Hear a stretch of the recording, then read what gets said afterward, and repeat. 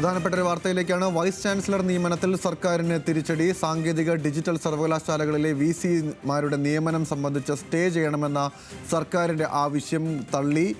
VC-മാരില്ലാത്ത അവസ്ഥ അംഗീകരിക്കാനാകില്ല എന്ന് ചൂണ്ടിക്കാട്ടിയാണ് ഹൈക്കോടതിയുടെ നടപടി ഉണ്ടായിരിക്കുന്നത്. വിവരങ്ങളുമായി ലീഗൽ ഡെസ്കിൽ നിന്നും ഷബ്ന സിയാദാണ് ചേരുന്നത്. ഷബ്ന, മന്ത്രി ഇപ്പോൾ പറഞ്ഞതേയുള്ളൂ ഇത് നിയമത്തിനെ മറികടന്നുകൊണ്ടാണ് ഗവർണർ ഇക്കാര്യങ്ങൾ ചെയ്തിരിക്കുന്നത്. എന്നാൽ ഹൈക്കോടതി പറയുന്നു അത് സ്റ്റേ ചെയ്യണമെന്ന ആവശ്യം അംഗീകരിക്കാനാകില്ല എന്ന്. എന്താണ് വിശദാംശങ്ങൾ? ഗൗതം, ഇത് ഒരു ഇടക്കാല ആവശ്യം മാത്രമാണ് ഇപ്പോൾ സർക്കാരിന് അനുവദിക്കാതിരുന്നിട്ടുള്ളത്. സർക്കാരിന് വൈസ് ചാൻസലർ നിയമിച്ചത് സ്റ്റേ ചെയ്യാൻ ആവശ്യം ഇപ്പോൾ ഹൈക്കോടതി അനുവദിച്ചില്ല.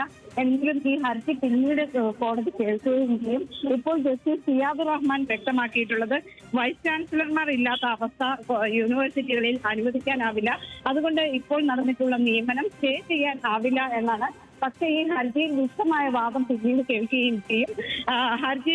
സർക്കാരിന്റെ ഹർജിയിൽ പ്രൊഫസർ ശിവപ്രസാദിന് നോട്ടീസ് അയക്കാൻ കോടതി ഉത്തരവിടുകയും ചെയ്തിട്ടുണ്ട്. സാങ്കേതിക സർവകലാശാലയിൽ താൽക്കാലിക വൈസ് ചാൻസലറായിട്ടാണ് പ്രൊഫസർ ശിവദാസിനെ നിയമിച്ചിട്ടുള്ളത്. ചാൻസലർ കൂടിയായ ഗവർണറുടെ നടപടി ചോദ്യം ചെയ്താണ് സർക്കാർ ഹൈക്കോടതിയെ സമീപിച്ചത്. ഗവർണറുടെ നടപടി ഏകപക്ഷീയമാണ്, അല്ലെങ്കിൽ നിയമാനുസൃതമല്ല എന്നാണ് സർക്കാരിന്റെ വാദം. അതോടൊപ്പം തന്നെ ഗവർണറും ഈ സർക്കാരും തമ്മിൽ ഇതിൽ വലിയ തുറന്ന പോരിലേക്ക് പോകുന്ന ഒരു സാഹചര്യവും കഴിഞ്ഞ ദിവസങ്ങളിലെല്ലാം നമ്മൾ കണ്ടതാണ്. ഇതിനെ തുടർന്നാണ് സർക്കാർ ഹൈക്കോടതിയെ സമീപിക്കുന്നത്. ഹൈക്കോടതി വിധിയുടെ അടിസ്ഥാനത്തിലാണ് VC-മാരെ നിയമിച്ചത് എന്ന് ഗവർണർ പറയുന്നു.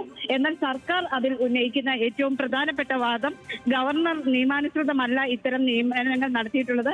ഹൈക്കോടതി പറഞ്ഞിട്ടുള്ളത് സർക്കാർ നൽകിയിട്ടുള്ള ലിസ്റ്റിൽ നിന്ന് നിയമനം നടത്തണം എന്നാണ്. എന്നാൽ ഗവർണർ അത് പാലിച്ചിട്ടില്ല. ഏകപക്ഷീയമായ നിയമനമാണ് നടന്നിട്ടുള്ളത്.